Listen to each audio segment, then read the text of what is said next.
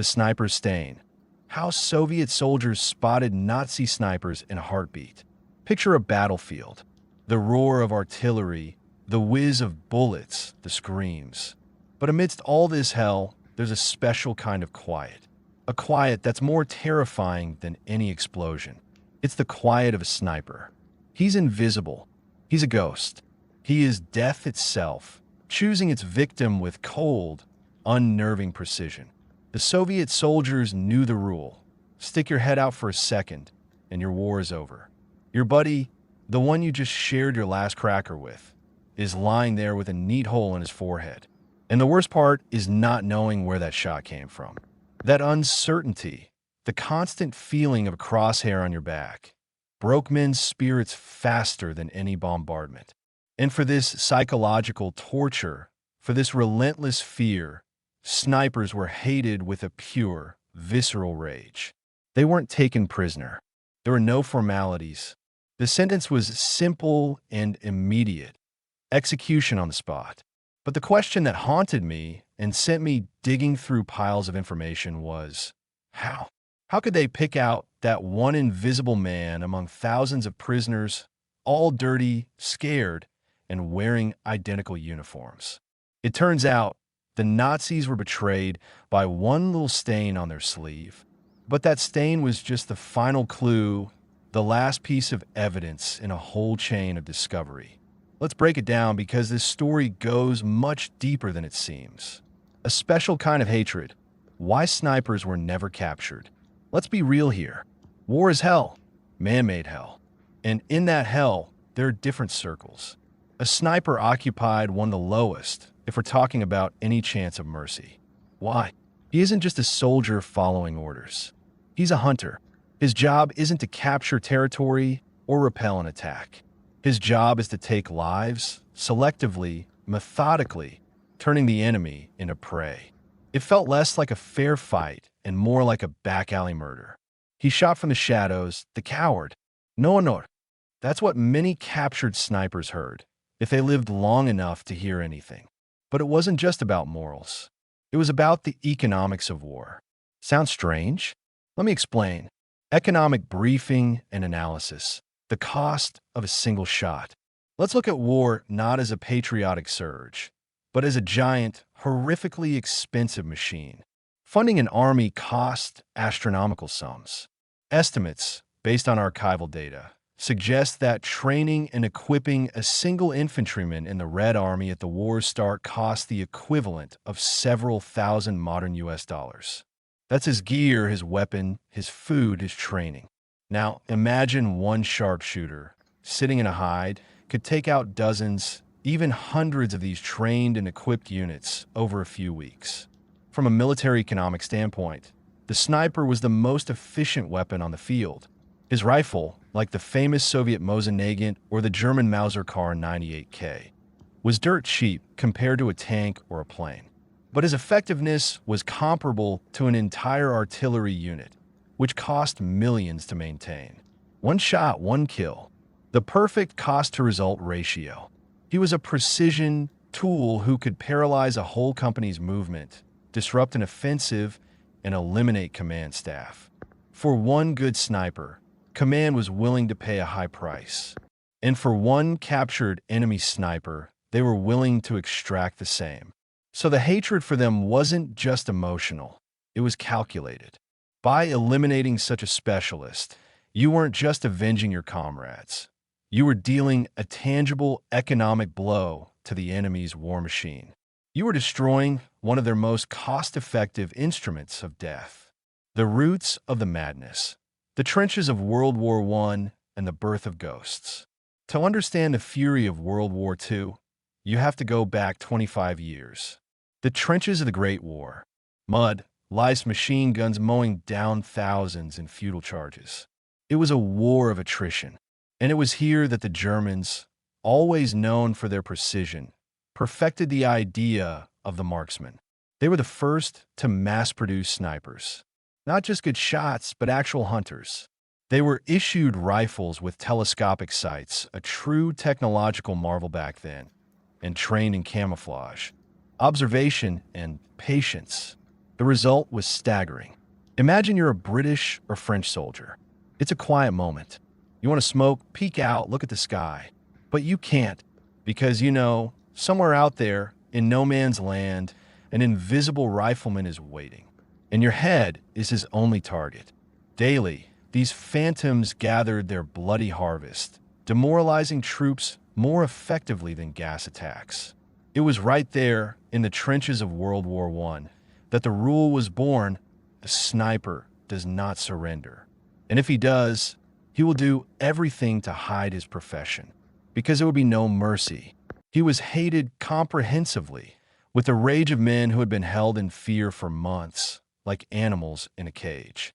Interestingly, back then, snipers didn't hide. On the contrary, they were proud of their elite status. The Germans wore a badge with oak leaves above their cockade, the Austrians a metal breast badge. They were the rock stars of trench warfare, and they flaunted it. That was their fatal mistake, a lesson the Germans learned well by the next war. World War II, the return of the ghosts and new tactics. Between the wars, everyone forgot about snipers again. Generals were thinking about tank blitzes, aerial bombings, the blitzkrieg. It seemed the time of the lone shooter had passed. How wrong they were. The very first months of the Great Patriotic War, what we call the Eastern Front of World War II, showed that the sniper was more relevant than ever. City defenses, urban combat, forest ambushes. Here, where technology wasn't all-powerful, a sharpshooter decided everything. And the Germans, remembering the lessons of the past, got smarter. Their snipers no longer wore flashy badges. They blended in with the regular infantry.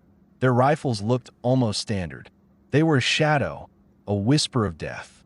Finding them became incredibly difficult. But the Soviet soldiers were even craftier. They developed a whole system, 3 key indicators to spot the hunter among a herd of prisoners. Clue number 1, the ghost's weapon. The first and most obvious clue was, of course, the rifle. A German sniper's Mauser Kar 98K with a scope. The scope was both a badge of honor and a brand. If a prisoner was found with such a rifle, his fate was sealed. Sure, he could try to lie. I found it. On a dead body. But no one bought such a naive lie. Every soldier knew that picking up a sniper rifle meant you inherited all the hatred meant for its owner. It was a death sentence. Clue number 2, the tools of the trade. A sniper isn't just someone who shoots straight. He's someone you can't see. And to remain unseen, you need special gear. Camouflage cloaks, nets, scraps of fabric to wrap around the rifle and eliminate the glare. Soviet troops quickly learned to search prisoners with extra care. A piece of burlap, fabric of an unnatural color, strings for attaching branches found in a backpack or tucked in a jacket. These were all direct evidence. A regular grunt didn't need that stuff, but a ghost needed it to survive. It was his work tool, his second skin, which he sometimes didn't have time to shed. Clue number 3, the fatal stain. The smoking gun. And now we get to the main event. That famous stain on the sleeve. By the end of the war, in August of 1944, Hitler personally ordered the introduction of a special, highly honorable sleeve insignia for snipers. It was oval, made of field gray woolen cloth, and featured an embroidered eagle's head with 3 oak leaves and an acorn. It was a mark of the elite. It had 3 classes. No border for 20 or more confirmed kills, with a silver thread border for 40 or more, with a gold thread border for 60 or more.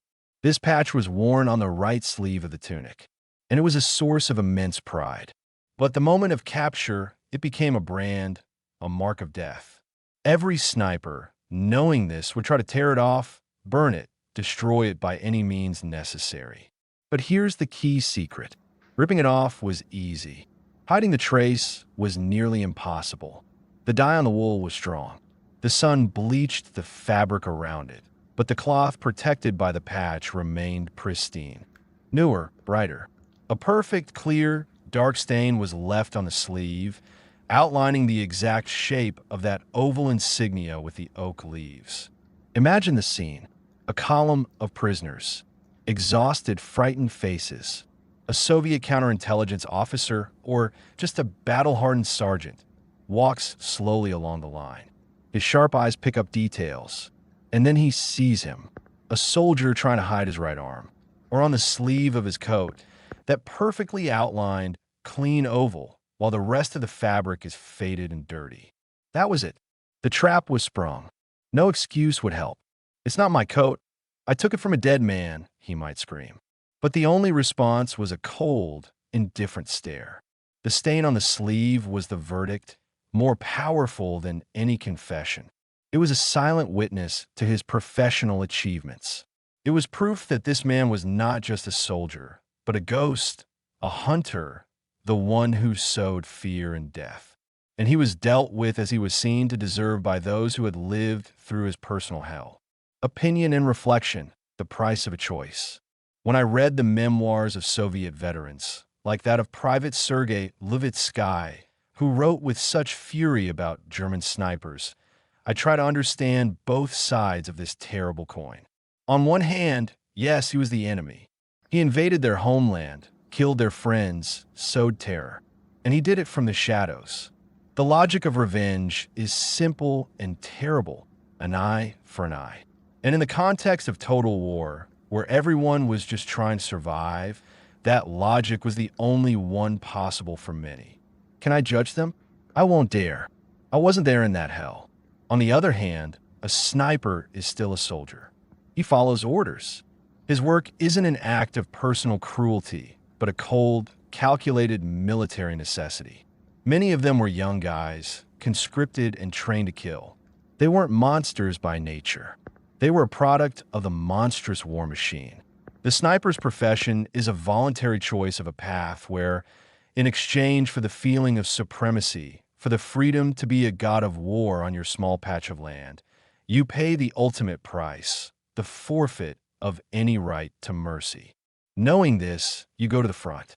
It's the highest degree of military duty, mixed with a fatalistic acceptance of your fate. And so here's the main question I want to ask you folks. A question with no easy answer. What do you think? Were the Soviet soldiers right to deny quarter to enemy snipers? Was it an act of justified revenge and military necessity? Or was it a brutality born from a war that erases the line between right and wrong? And now a personal question for every single one of you who made it this far. Knowing all this, could you have served as a sniper? Knowing that your accuracy is both your pride and your curse? That if captured, a POW camp isn't waiting for you, but an instant execution? Or would you have preferred to be a regular infantryman, going in with a bayonet where the risk is higher, but where there's at least some, even a ghostly chance of mercy from the enemy? This story isn't just about dry facts. It's a reason to think. To think about the nature of war, about choice, about the price of a life. I'm incredibly interested to know what you think. Your opinion is more important than any of my reflections. Please, write in the comments below and tell me what you make of all this. Let's debate it, discuss it, share our viewpoints. And of course, subscribe to the channel if these deep, difficult topics resonate with you. There are plenty more stories like this to remember and talk about. Thanks for sticking with me until the end. Your voice matters.